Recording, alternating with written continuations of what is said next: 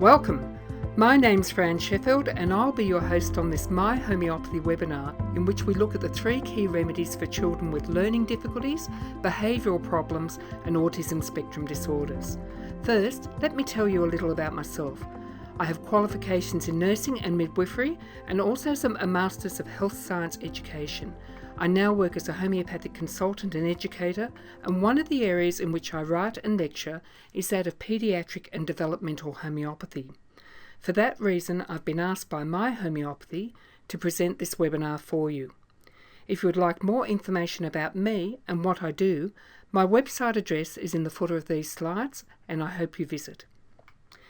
In this webinar, 3 key remedies, I'm going to look at the best known homeopathic remedies for children with behavioural problems and learning difficulties, and that's whether they have ADD, ADHD, Asperger's, autism or not. In the companion Homeopathy for Children webinar series, which runs for 6 sessions over 3 weeks, I'll be discussing other key remedies for these problems and the ways in which homeopathy helps resolve them. I hope you'll join me there also. The homeopathic care of children is also discussed in the My Homeopathy Parent Forum, but I'll tell you more about it and the webinar series as we progress. And if you're completely new to homeopathy and would like an overview of the basics, My Homeopathy has a free webinar at its website called Introduction to Homeopathy. You'll find it at www.myhomeopathy.net. But let's make a start with the first remedy. And that first remedy is Calcarea carbonica, often called calc or calc carb for short. The physical appearance of a child needing calc carb resembles that of the cartoon character Charlie Brown. They have a large rounded Charlie Brown head and tend to be stocky or overweight. They'll often have a protruding tummy. A minority are thin or scrawny, but still with that large head. The thinness is usually caused by gastrointestinal disorders, leading to poor weight gain. The image to the left of this slide is of an oyster inside its shell, and I've chosen it because it's a good representation of what we call the calc carb state. First, the calc carb remedy is prepared from the inner calcium layer of the oyster shell, and second, the child needing calc carb reminds us of the oyster, but I'll explain why further on. So, let's look at the mental emotional symptoms of the child needing calc carb. They're cautious and feel vulnerable and insecure in new situations. They're okay with family groups and activities, but they're anxious in new ones. They'll stay close to their parent or carer. Change and transitions are difficult. They tantrum from anxiety about new or different things, and they become obstinate, stubborn or rigid as a way to avoid change or anxiety. They develop rituals and obsessions and are upset easily by unpleasant stories and events, as these increase their anxiety. They may also suffer from nightmares and night terrors. As infants, they're placid and undemanding. Parents will say they're good babies, but when older, they become fearful of things such as dogs, mice, insects, change, and unpleasant events or stories. They may also develop a preoccupation with metaphysical concerns such as angels or life after death. Those are the main mental emotional symptoms of a child needing calc carb, but let's look at their physical symptoms. As infants, they're prone to delayed milestones such as slow fontanelle closure or late teething, sitting, crawling and walking. They have poor muscle tone and low energy. They tire easily on long walks or when climbing stairs and hills. They want to be carried.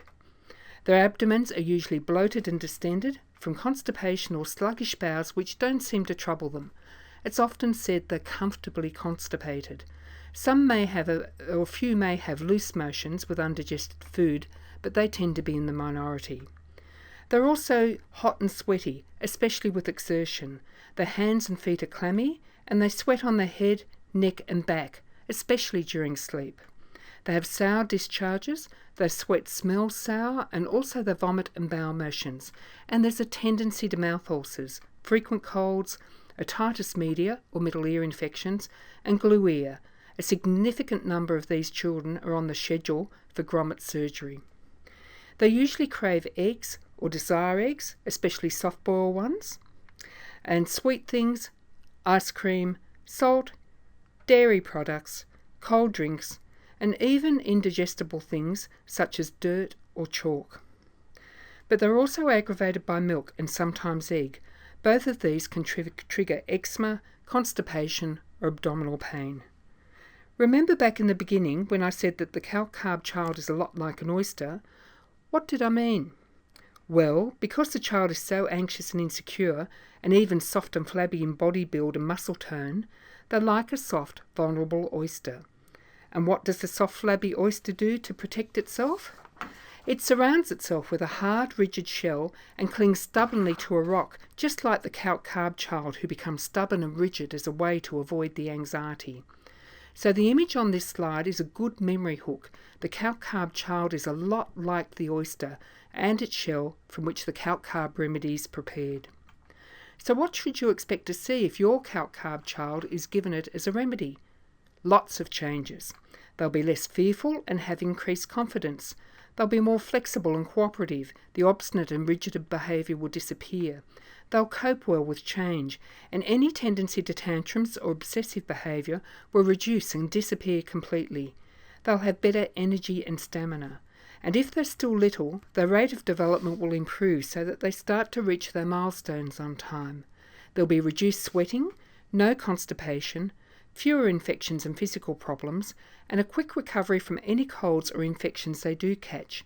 In a nutshell, your child will be happy and confident, develop as they should, and cope much, much better with new situations and change. But what if your child sounds a lot like the calc-carb picture, but doesn't have all the symptoms we just discussed? What if they're constipated, anxious and stubborn, and easily become sweaty and hot, but don't crave eggs or get middle ear infections? The answer is that symptoms are a lot like pieces of a jigsaw puzzle.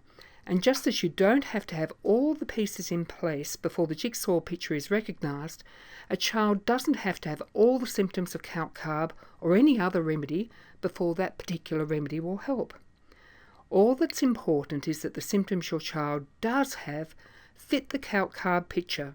If that's the case, then calc-carb will be of benefit to them.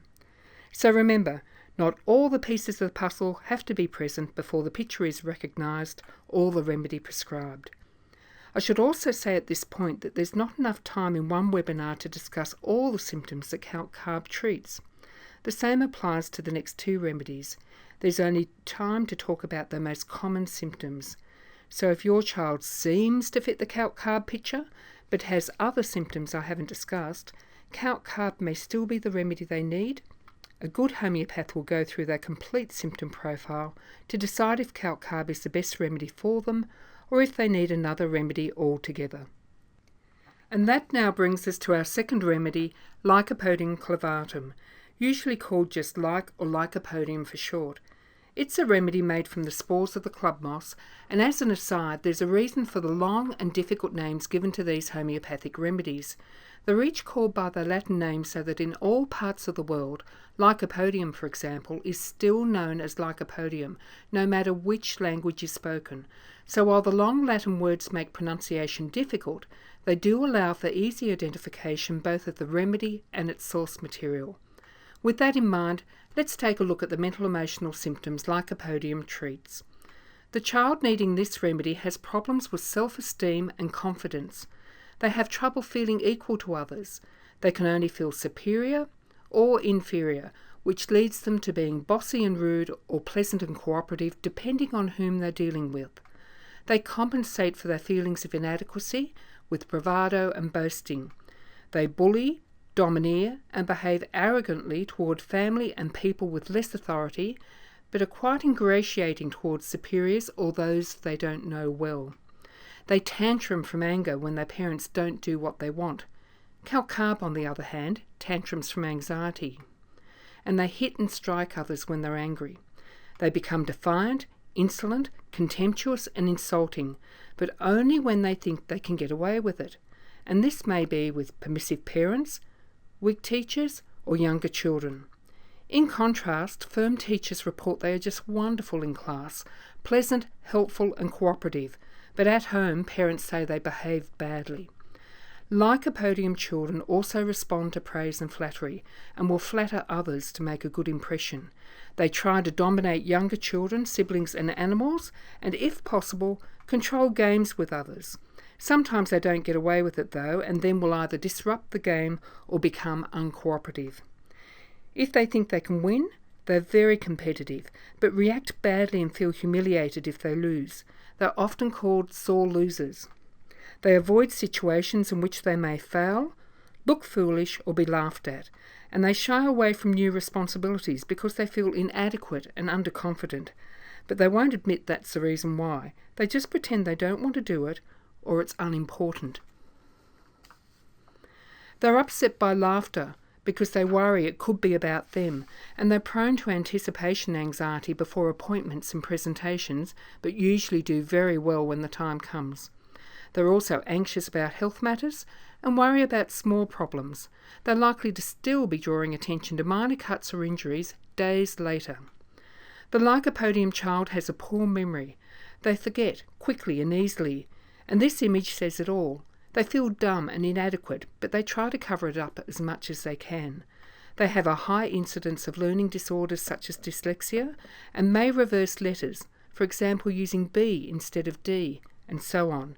Or misspell words, just like the boy in the image, misspelling dumb. And with their weak memory, they'll hunt for words or use incorrect words when speaking.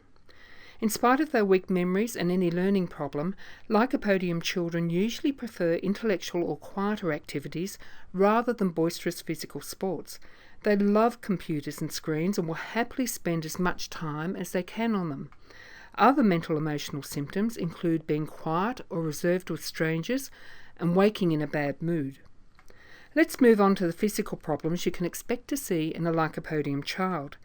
They're prone to digestive disorders and extremes of appetite. They're either always wanting to eat or fussy and picky.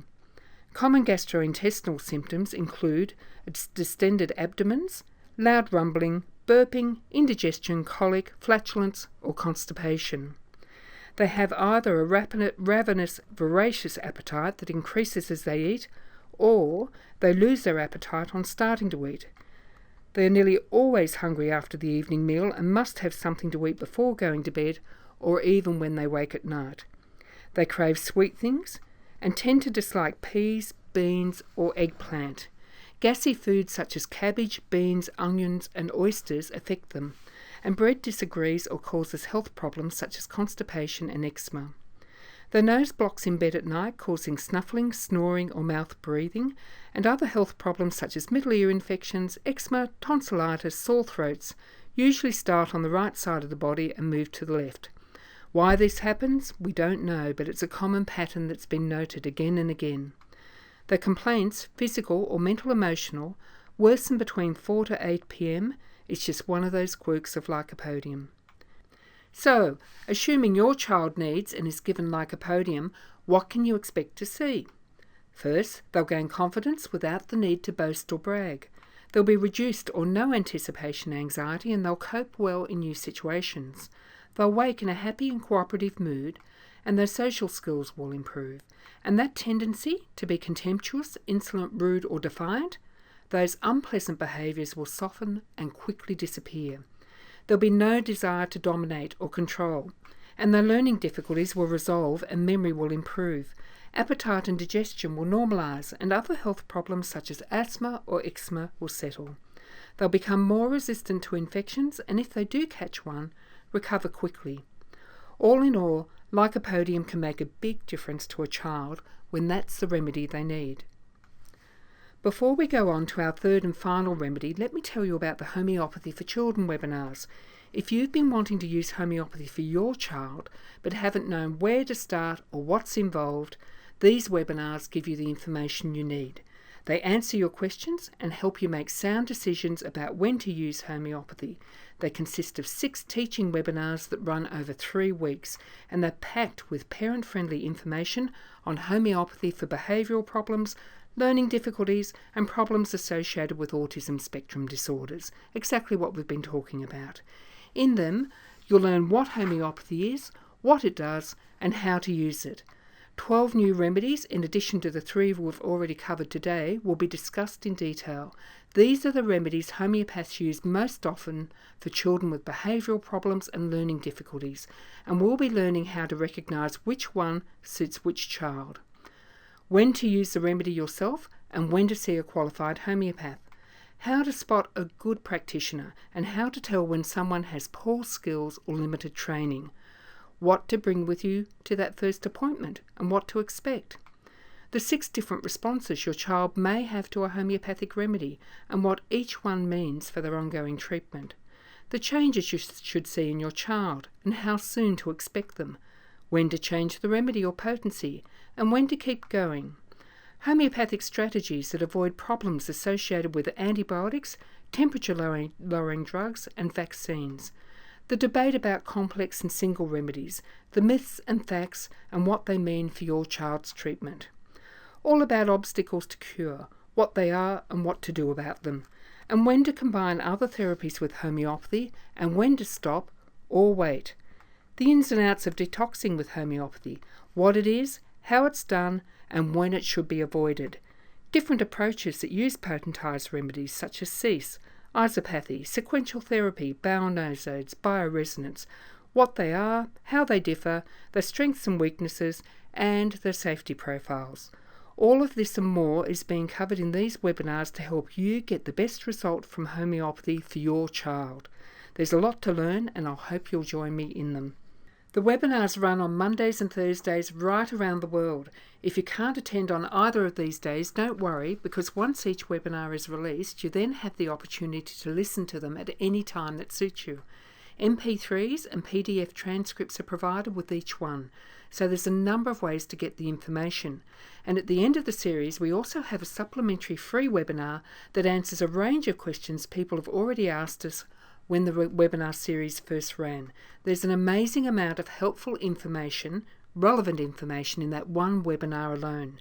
In addition, webinar attendees have free introductory access to the My Homeopathy forum, where you can meet and speak with experienced homeopaths and other parents on the same journey as you. We want you to have every chance possible of having a good understanding of homeopathy, so we'll bring you more information about this forum during the webinars. So remember, the Homeopathy for Children webinars run on Mondays and Thursdays right around the world and include additional free question and answer webinar at the end of the series. You'll find the registration link to the webinars below. My Homeopathy has tried to make the webinars as easy and as affordable as they can, so they've included a payment plan if you'd rather pay by instalments than as a lump sum. Just go to the link, enter your details, and My Homeopathy will send a confirmation email within a minute or two of receiving your registration. I hope you can join us, and I truly look forward to meeting you on the other side, either during the webinars or in the forum that follows. Right, so let's move on to our third and final remedy, and that's sulphur. Sulphur is a naturally occurring element throughout the Earth's crust, but the homeopathic remedies prepared from the so-called flowers of sulphur collected from deposits at volcanic sites. It's one of homeopathy's biggest polycrests, which means it treats a large range of symptoms across a large number of people. Sulphur is a commonly used remedy, so let's look at what it can do. Mental emotional symptoms. Children needing sulphur tend to be robust, energetic, lazy, and dirty. They're also imaginative and curious, and usually untidy, but they may be very fussy about things such as dirt on their hands and certain clothes. They want to wash their hands as soon as something gets on them and tend to wear their favourite clothes to death. They dislike having baths and tend to be stubborn, irritable, critical, selfish, and egocentric, and have a fear of heights, contamination, or dirty things, and so may avoid sick people or plates and cups that others have touched. The physical symptoms in children revolve around skin rashes and itchiness. Eczema is a common problem, and the itch worsens when they become hot, with the warmth of the bed, when bathing, and on the left side of the body. For some reason, sulphur problems frequently start or are worse on the left side. It's not only the skin that itches, though. Itchy bottoms around the anus are a common complaint, and they have a tendency to urgent bowel motions on waking or after eating, and the motion may be loose or excoriate the skin.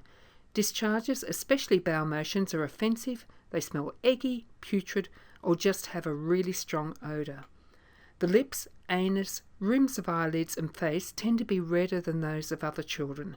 They frequently feel hot, and they're light sleepers who find it hard to go to sleep or stay awake. As I said earlier, the health problems such as middle ear infections, eczema, tonsillitis or sore throats frequently start on the left side of the body and then move to the right or are worse on the left side. They have a lack of appetite until 11 a.m, but otherwise they eat strongly and well. These children also crave sweets, meat fat, spicy foods and cold drinks. They dislike eggs and sour flavours and may have food intolerances to milk, bread and egg. So if this sounds just like your child, what can you expect with homeopathic treatment? If sulphur is the correct remedy, in the coming weeks and months you'll find that he or she is more tidy and has greater awareness of cleanliness, has increased motivation and less laziness, is less irritable and argumentative, has greater awareness and consideration of others. Skin complaints and other health problems settle and then resolve. Bowel motions develop a normal odour, consistency and frequency, and food intolerances and cravings settle. Imagine the difference these changes make to the life of a sulphur child and the whole family. We've only looked at 3 remedies in this webinar, but there are many, many more for all types of children. Homeopathy has remedies for timid children, obsessive children, awkward or unusually noisy children, jealous, unkind, cruel children, underconfident or miserable children, overly talkative children, violent and aggressive children, silly, pestering, tattling children, fearful or rigid children, clingy children, rude, defiant, destructive children, spacey and foggy children, emotional or contemptuous children, suspicious and angry children, easily distracted or unusually quiet children, bossy and hyperactive children, withdrawn children. All types of children, and we've only listed some of their mental, emotional and behavioural symptoms. We haven't even started on their physical complaints. No matter what type of child, all do well with homeopathy. And we'll be talking more about the problems they experience in the Homeopathy for Children webinars. So once again, the webinars run on Mondays and Thursdays right around the world. To register, just to enter your details at the My Homeopathy address below, and they'll send you a confirmation email with start times in your area. And remember, a payment plan is available for those who would like to pay by instalments. I hope you can join us. I truly look forward to meeting you either during the webinars or in the forum that follows. Thank you for joining me during this presentation, and I hope, in a small way, it shows how homeopathy can make a difference to a child's life, and maybe that child is yours. Bye for now.